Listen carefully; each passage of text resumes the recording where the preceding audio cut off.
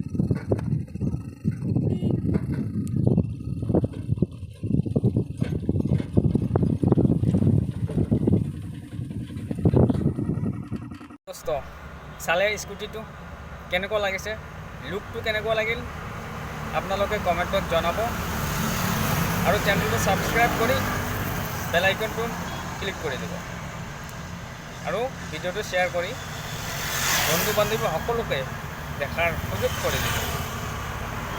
তো চাওক এবাৰ ট্ৰাইচাইকেলটো কেনেকৈ বনাইছে চাই আহক।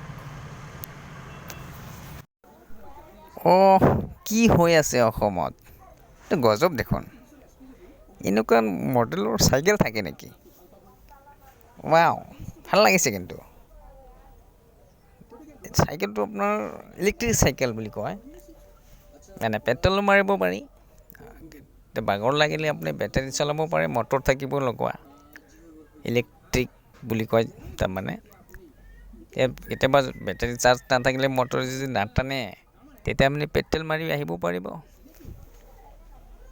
পিক আপো আছে, চাওক এই আমাৰ ছাৰে চলাই আছে কিমান স্পীড। এইটোতো পেট্ৰল মাৰি আছে, যেতিয়া মানে মটৰত চলিব তেতিয়া আৰু বাইকৰ নিচিনা হওঁকৈ যাই থাকিব, ইমান পিক আপ আছে এইটোত। চাওক নতুন চাইকেল, ট্ৰাইচাইকেল, এইটো ট্ৰাইচাইকেল বুলি কওঁ আমি। ইমান ধুনীয়া এটা চাইকেল বনাইছে আমাৰ ছাৰে।